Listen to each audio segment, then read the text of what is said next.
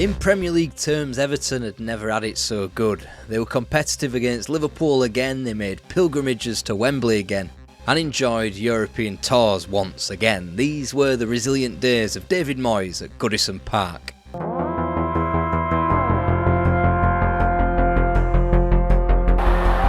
look dangerous again here. Oh, and Alan Buckland's got into it, but it's 3-0, and Paul Ince was in there. Time was up for Walter Smith. Whilst he had definitively put an end to the crippling boom and bust that the Toffees either loved or loathed during the 90s, the club had to move on. Everton, a team that presided well within the conversation in the glorious first tenure of Harry Catterick, had become consigned to the doubt that a relegation dogfight brought in his following stints at Goodison. Yes, there was the 1995 FA Cup triumph under Joe Royle, but that was increasingly apparent to have been an outlier. Goodison Park needed it to return to the norm. The Premier League was getting richer, the divides between the haves and the have-nots were about to rip the game in two, and Everton needed to be on the right side. Enter David Moyes. He was a man who knew all about English football and had just about resuscitated a sleeping giant of the sport. Preston North End, famously the original Invincibles, were languishing in the third tier when the Scottish manager took them on in 1998. In his tenure, he transformed them to being on the cusp of League One to being 90 minutes away from the Premier League. That kind of quality captivated the Evertonian decision makers. Moyes, a manager on the way up, received Everton, a club on the way down, with only goal difference the buffer between themselves and the Football League. Beneath them, four teams that had become relics in a Premier League age: Ipswich Town, Bolton Wanderers, Derby County and Leicester City. It took just 27 seconds for the David Moyes era to coax a bit of life back into Everton Football Club. The clock, and the layback from Brzezinski and fighting Unsworth to volley. This kicks, Ferguson's in, and Everton are two! Gravison to David Unsworth! He does it again! 2 goals in 2 weeks under new management! But it's Alexanderson that wins the ball back. Taunts, teases Derby, and Ferguson scores Everton's 4th! For a team that hadn't won a Premier League game since January the 12th, those 6 points were invaluable. It effectively kept the Toffees up, and after 3 more positive results in April, the club were able to boast 15th place and ample breathing room between themselves and the drop. The 2002-03 season represented a chance to build on the good start and the good vibes. Enter Wayne Rooney, and you would remember his name, particularly after he did this. Remember this name, Wayne Rooney. Forget 1-0 to the Arsenal, it was 1-0 to the Everton after they had ripped the cloak of invincibility from the Gunners. West Ham, Leeds, Charlton, Blackburn and West Brom all fell by 1 goal to nothing as Everton soared out from under an inconsistent start to place inside the top 5 by December. They even got a point at Anfield, a ground that was quickly becoming a graveyard for Evertonian hopes and dreams in this new, dour century. That draw, however, kick-started a 5-match reminder that Everton and their supporters shouldn't get carried away completely. They'd not won in a month in between home triumphs over Blackburn and Sunderland, and whilst David Moyes clearly held the ambition and the drive to take Everton up the league, his first signing was a dud, and in relative terms, an expensive dud as well. £3.5 million was needed to prize Richard Wright from Arsenal, a club he'd previously flopped at. Whilst his heroics up at Stadium of Light in August confirmed their first win of the season, he was clearly unreliable. This couldn't have been more obvious when he fell out of his loft on Friday the 13th of June 2003. Yeah, Friday the 13th. And even though Moyes would repeat the trick in signing another Arsenal reject in Francis Jeffers, aka Fox in the Box himself, he'd only been on loan and had rectified his minor mistakes early on. First off, Wright was replaced by the dependable Nigel Martin between the sticks and surrounded the youth of Leon Osman and Wayne Rooney with a band of players with something to prove.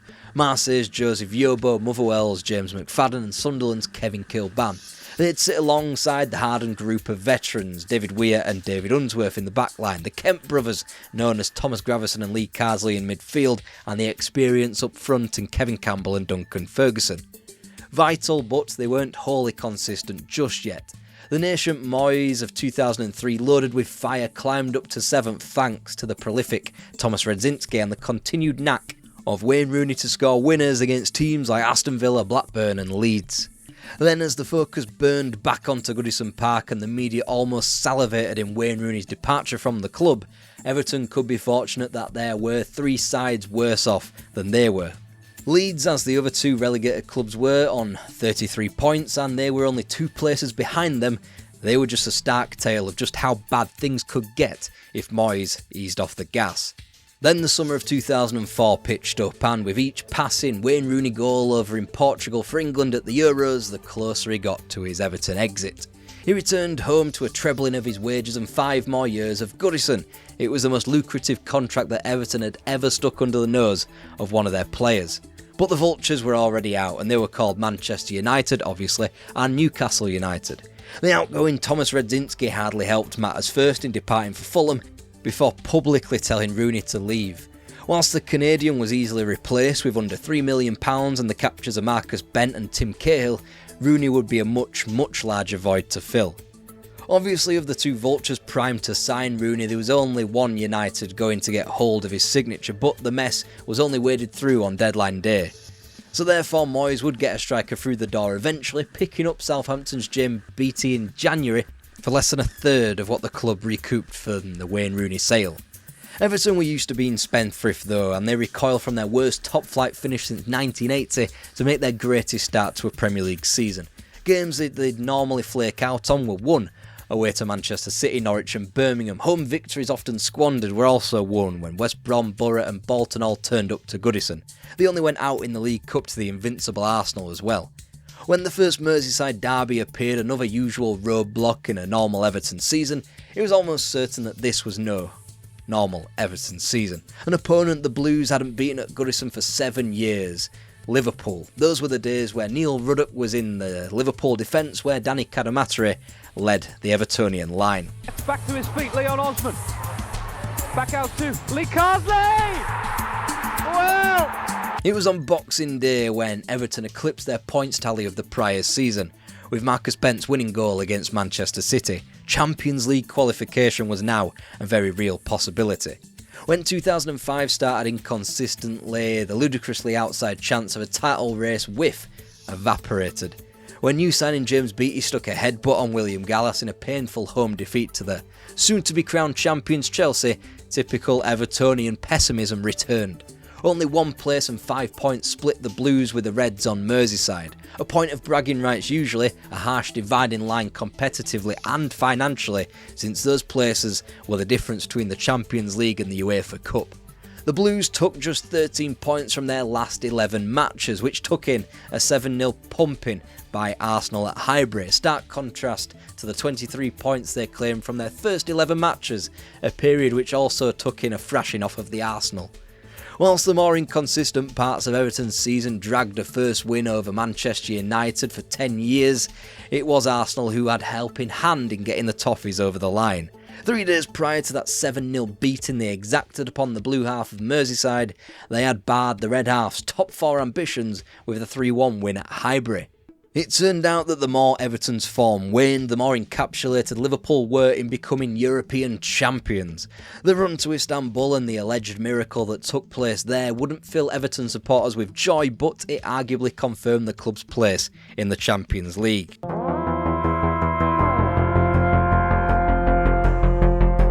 But in the quarter-final against Panathinaikos, Everton were in for a shock.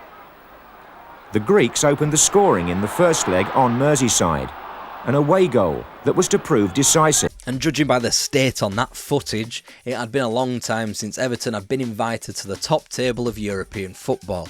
Of course, the barrier to entry had been lowered significantly, the least UEFA could do after Everton had been robbed of 2 possible European Cups in the mid-80s. Just like both of those periods, through Harry Catterick and Howard Kendall, the Toffees had stability via the medium of their manager. They had a strong core of players right through the team, from Nigel Martin in goal to Yobo and Weir in defence, Carsley Cahill and Mikel Arteta in the middle, with James Beattie up front. They had another prodigy in James Vaughan, whilst other young players like Osman, Anichebe and McFadden would be joined by more experience that summer. Phil Neville joined for £5 million, and whilst Evertonians were naturally suspicious of the former Man United player, he would come to be more loved than the two players who cost more than he did that summer. Andy van der Meijden and Per Kroldrup at £15 million flopped, and flopped hard. Van der Meijden offered fleeting glimpses and didn't have the requisite attitude to be a member of a David Moyes football team or, well, any professional team for that matter. And Kroldrup was that bad he wasn't even given that chance. Either way, Everton, as England's fourth best team the prior season, were given the chance to compete alongside names like Liverpool and Manchester United in Champions League qualifying. Of course, Everton couldn't draw them, but they could draw former champions like Ajax and Inter Milan, as well as recent finalists Monaco. And whilst older supporters would have liked to crack at rectifying their quarter-final defeat against Panathinaikos all the way back in 1971, the team they were paired off with were Villarreal.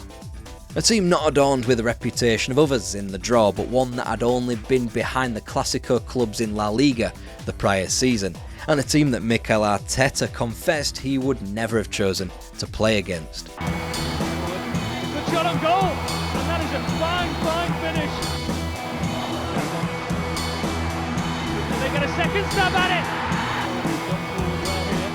A good header, and it's blown into Everton's net. But not for the Argentine. Deflection! Goal! The brilliance. And he takes that wonderfully! Pressing. Ferguson! Oh my word! Oh, the referee though! Perfectly, he's done nothing wrong.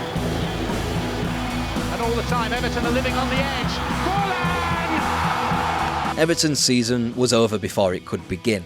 The fact only hammered home 3 weeks later after a 5-1 defeat in Romania against Dinamo Bucharest. A non-runner in the Champions League out in the first round after relegation to the UEFA Cup, the storm cloud from these two defeats hung over Goodison all season.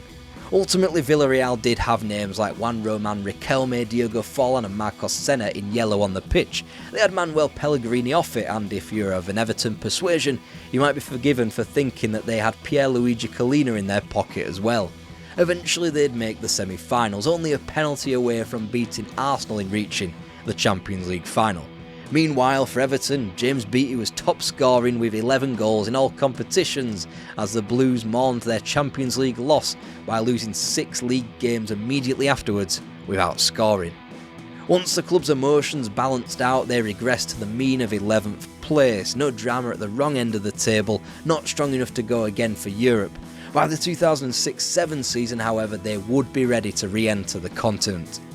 Averaging well under a goal a game, by far the lowest returns in front of goal for a non-relegated side, Moyes instantly looked to remedy that weakness with the club record signing of Andy Johnson. They'd also need a better backline, aided massively with the acquisition of Joleon Lescott for defence and Tim Howard in net. Fresher, younger and still imbued with enough Moyesian spirit to succeed, they flew out of the traps. Wins over a dim Watford and an underachieving Spurs marked a 3-match unbeaten run to start the campaign. Solid, but nothing when compared to the visit of Liverpool at Goodison on September the 9th. Nice build up and a chance for the goal. Here's Johnson with a chance for 2. And the goalkeeper couldn't keep it out. Johnson's got another. Everton have scored 3 in the derby. Everton's biggest Merseyside derby victory at Goodison since 1909 ought to have been the catalyst for the remainder of the season. It wasn't, as Andy Johnson picked up a reputation for diving for penalties, which ultimately played a part in Everton's dismissal from the League Cup in defeat at home to Arsenal. Graham Poll it was who made a hash of a penalty decision before opting to send James McFadden off by the traditional means of only 2 yellow cards. The FA Cup wasn't any better, a 4-1 humiliation at home to Blackburn at the first hurdle, and by that point, Everton's season looked to have fizzled out. A return to meet their Merseyside foes on February the 3rd was part of a mini-revival of fortunes for Moyes. For the first time, a Moyes Everton team surpassed 50 goals in the league and posted a positive goal difference, as only 3 defeats from their final 16 confirmed a comfortable route back into Europe. Sadly, this was only the UEFA Cup, but it sparked a longer stay on the continent than last time. Buoyed by the signings of Phil Jagielka and Leighton Baines for defence, Stephen Pienaar in midfield and Yakubu up front, if only test data on the Everton website could be read as fact, as the club boasted that they had signed Juan Roman Riquelme from Villarreal when updating their homepage. Regardless, Everton had a proper European tour on their hands. Surely, and achieving. No downstairs. Drives it across the header down by Keoghan. Into the penalty area. Oh, it's 2-0. It's corner. Lescott's header. Lescott! What a stop! And turned in by Keoghan. Corn on the far side. Oh, what a moment this is! Metalist Kharkiv seen off in the first round. AEL, Nuremberg, Zenit and AZ all beaten before a successful trip up north to Norway, and that had the Toffees deep into a continental campaign. Not only that, but they had managed the workload expertly, not dropping out of the top half nor even coming close, and thanks to a 9-match unbeaten start to 2008, they were in contention for a return to the Champions League. They bounced back from the anguish of a 2-goal loss in Florence's last 16 first leg against Fiorentina, dispatching of Sunderland on their travels thanks to an Andy Johnson winner. And then that Thursday, with a spot in the UEFA Cup quarter-finals up for grabs, Everton had to overturn a 2-goal deficit in cup competition for the first time in nearly 16 years. Back then it was an early round of the League Cup against Rotherham United. This might as well have been a different sport. Goodison Park was treated to its finest European night since 1985. Do some trickery, produce a cross. Yes, he can. It's a decent ball in as well. It's a goal for Everton. This forward as well. He might try a shot here. Arteta, he does. What a goal by Mikel Arteta. Comes Yakubu. Hit the post. Jagielka saved. And Santana scores. And Fiorentina have won the penalty shootout. Despite a renewed and fresh squad, history demanded that they lost the penalty shootout, their 7th defeat from 10. Of course, all the same pitfalls that depression brings came after the European exit. Just as Villarreal sparked a poor 2005-06 campaign, Fiorentina effectively ended Everton's hopes of qualifying for the Champions League in 2008. After all, they won only 2 of their final 9 matches, finishing a staggering 11 points behind Liverpool. Meanwhile, the Zenit team that they had beaten comprehensively in the group stages lifted the UEFA Cup.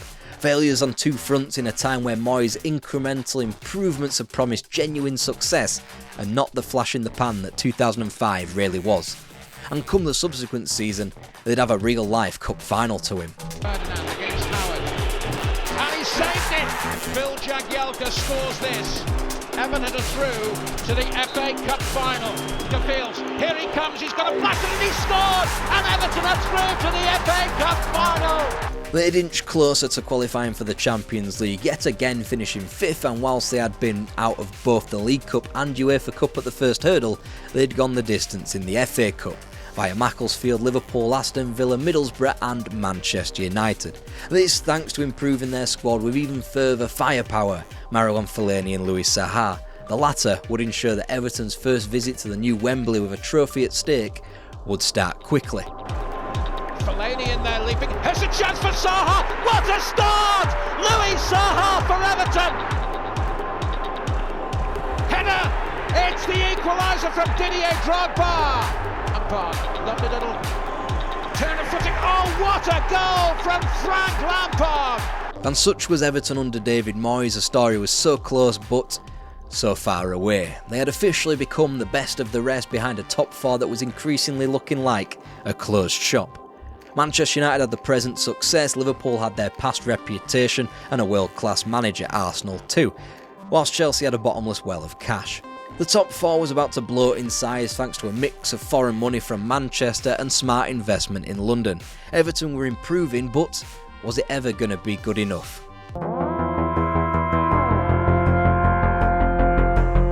And when the 3 defeats from 4 began the 2009-10 season, Everton's campaign looked blighted yet again. Even more so when they were attacked for the signature of Joleon Lescott by Manchester City, the latest team threatening to be the best of the rest. Except it had taken just 1 year for their money to eclipse Everton's biggest ever signing. Meanwhile, Moyes replaced Lescott with 2 defenders, Sylvain Distin and Johnny Heitinga, whilst also adding Diniar Biliyetdinov, another player from the fringes who would hope to make Everton greater than the sum of their parts. In this time, Everton being usurped as the best team not to be in the top 4 was sweetened somewhat by the fact that Liverpool was sinking without a trace. First competitively as Rafael Benitez departed in the summer of 2010, and financially as their new owners almost tempted them into administration. But it should be galling that David Moyes Everton couldn't get their timing right. The 4th place of 2005 came way too soon for a team still piecing things together after being mediocre for way too long. Then, when the top 4 opened up again 5 years later, Everton had expended all their peak energies for a time when the quartet at the top of the league were unimpeachable. Now, with teams smarter and richer, Everton struggled, only edging forward whilst other teams overtook them with big strides. So when Liverpool vacated 4th in 2010, it wasn't Everton waiting at the front of the queue as it had been in the past few years, but a race between the trio of Tottenham Hotspur, Manchester City and Aston Villa.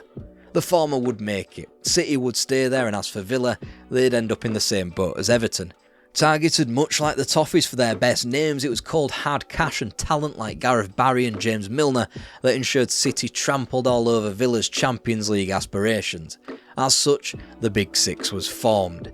In 2005, Everton recorded 61 points and a negative goal difference. 5 years on, they recorded that same 61 points but a plus 11 goal difference.